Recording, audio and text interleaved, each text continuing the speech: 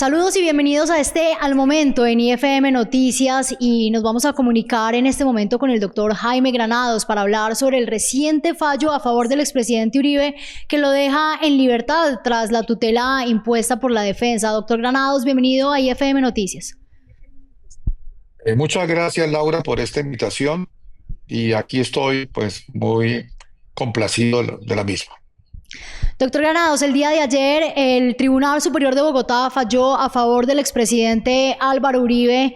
y pues ordenó su libertad para que pueda defenderse justamente en libertad. Y resultaba curioso, además, e importante destacar que en ese fallo pues criticaba bastante lo que la juez Sandra Heredia pues en el momento de la condena habló en la sentencia del expresidente Uribe. ¿Cómo le contamos a la gente que nos ve y que nos lee por IFM Noticias realmente lo que representa este fallo a favor del expresidente? Sí, Laura, has hecho un adecuado resumen de la situación. Ustedes recordarán que cuando la juez 44 Penal del Circuito de Bogotá, la doctora Sandra Heredia, tomó la decisión, anunció su sentido del fallo el 28 de julio, hizo un reconocimiento público de la manera gallarda, así lo dijo, como se había comportado el doctor Álvaro Uribe Vélez durante todo el proceso, haciendo gala de respeto y su comparecencia permanente al mismo, incluso cuando se encontraba en el exterior. Por eso nuestra sorpresa cuando al conocer la sentencia el viernes 1 de agosto, aparece una orden de detención inmediata, la cual era contradictoria con lo que había dicho el sentido del fallo y reñía en su contenido con lo que ya estaba decantado por la jurisprudencia de la Corte Constitucional, particularmente dos fallos hito: la sentencia C774 del 2001, con ponencia del magistrado Rodrigo Escobar Gil, y la sentencia de unificación de tutela 220 del 24, con ponencia de la magistrada Natalia Ángel, además de fallos recientes de la honorable Sala Penal de la Corte Suprema de Justicia, particularmente uno de comienzos de este año, de componencia del magistrado Diego Corredor Beltrán. Entonces, ante esa disconformidad manifiesta de lo que ha establecido la jurisprudencia y a las contradicciones mismas de lo que ha dicho la señora juez, y la manera como además en su sentencia se refería al expresidente, diciendo que él era un peligro público, acusándolo de generar un mal ejemplo, desconociendo su presunción de inocencia, criticándolo porque de alguna manera su personalidad hacía que pudiese generar escarnio si no estaba privado de la libertad, y que aparte de eso él debía o podía fugarse del país a pesar de que había comparecido, sin mencionar de criticar a la defensa por supuestas maniobras dilatorias, que era el ejercicio mismo del derecho de defensa. Perdón, por esas consideraciones elementales había que no solamente presentar el recurso de apelación, que ya lo hicimos el pasado 13 de agosto, en un escrito de 904 páginas, sino necesitábamos buscar un mecanismo inmediato de tutela judicial, de amparo ante un perjuicio irremediable a su derecho a la dignidad humana, al debido proceso, a la presunción de inocencia y por supuesto a la libertad. Y eso fue esta acción de tutela que en 48 horas luego de proferir el fallo fue, recordemos la sentencia, 1 de agosto, viernes, y a las 8 de la mañana y 43 minutos del lunes siguiente estábamos radicando la acción de tutela, en momentos además muy difíciles para todos, particularmente para el señor expresidente, en virtud del deceso pocas horas antes del doctor, el senador Miguel Uribe Turbay, que en paz descanse. Luego, pues realmente era muy importante, a pesar de todas las dificultades, presentar esta acción de tutela, y que en buena hora la Corte, en este caso el Tribunal Superior Judicial de Bogotá, acogiendo esa jurisprudencia de las altas cortes, nos dio la razón. Doctor Granados, como usted lo mencionó, pues presentaron el recurso de apelación a este fallo, y la gente se pregunta realmente qué se sigue, cuáles son esos siguientes pasos, cuáles son las fechas a tener en cuenta, sobre todo porque pues ustedes ya también lo han mencionado, que en caso que vuelva a fallar en contra, pues viene un proceso de impugnación. Y también Iván Cepeda ha dicho que en caso pues que salga inocente el expresidente Álvaro Uribe, pues él también impugnará. Bueno, lo que sigue en este momento, de una parte, es que el señor expresidente continuará su defensa en libertad.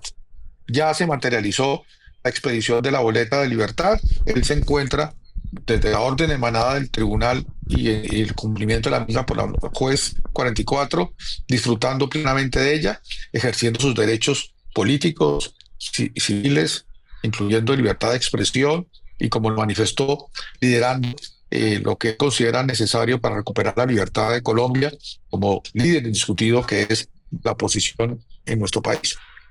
Paralelamente, tenemos el trámite no solamente de la tutela si llega a ser impugnada, para que le conozca la impugnación la Sala Penal de la Corte Suprema de Justicia, y de no serla, para ver si la Corte Constitucional decide o no seleccionarla para revisarla. Pero también está el trámite de la apelación, que no es una, sino son dos apelaciones. Como ustedes recordarán, esta sentencia del 1 de agosto de la juez Sandra Heredia fue objeto del recurso de apelación por parte del Ministerio Público, quien el lunes 11 de agosto sustentó dicho recurso en el término legal de 5 días, y nosotros, que nos dieron 2 días más por las razones ya conocidas en esa audiencia, el 13 de agosto presentamos nuestro escrito de 904 páginas de sustentación de la apelación. Se está corriendo el traslado a los no apelantes para que ese término termina este jueves 21 de agosto, es decir, mañana, y una vez se surta, el día viernes 22 de agosto debería subir la carpeta digital con toda la información por vía de la Secretaría del Tribunal al despacho del presidente de la sala de decisión, que es el magistrado Merchan. A esa sala de decisión es la que le corresponde estudiar esta apelación. Son 3 magistrados de carrera, y ellos, en el término que entiendan, requieran para ello,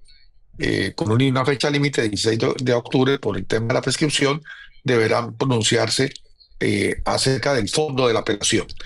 Una vez se resuelva el fondo de la apelación, según cómo se resuelva,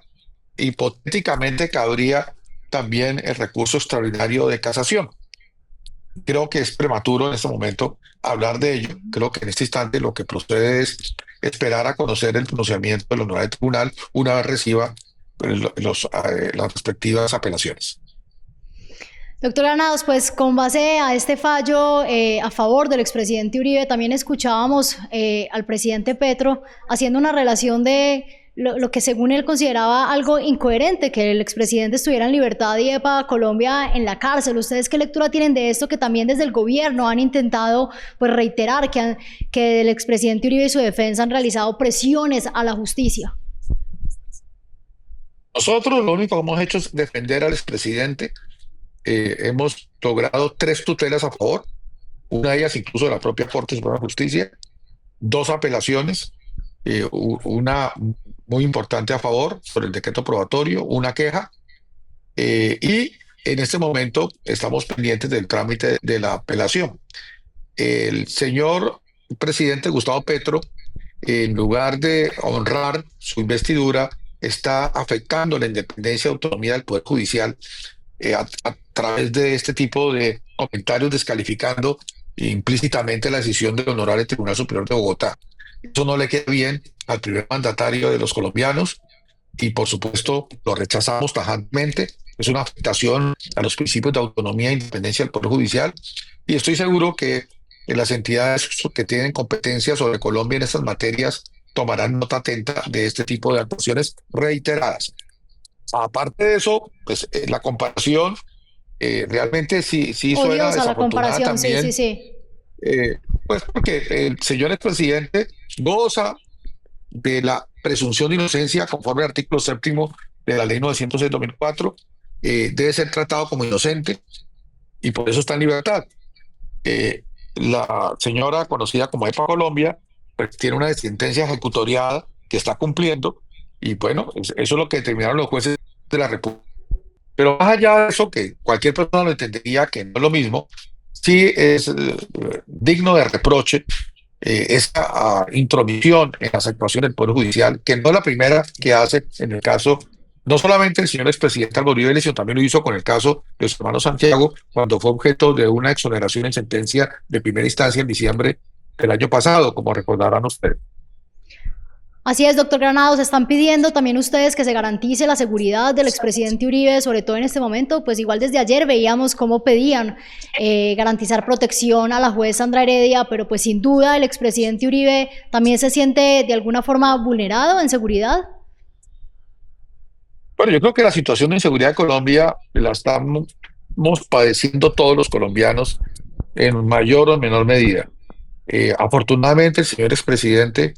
ha gozado desde el año de 1988 de la protección del Estado, de un robusto equipo de seguridad propio no solamente de su dignidad de expresidente 2 veces de la República y de líder de la oposición, y frente a todos los atentados que en el pasado ha sufrido como ningún otro colombiano en la historia.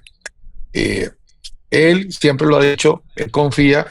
en la fuerza pública que lo ha protegido y siempre además estando presente en su mente, en su corazón, y así lo ha expresado también públicamente, en la confianza que tiene en que la decisión sobre la vida de nosotros no está en nuestras manos, está en manos del Creador.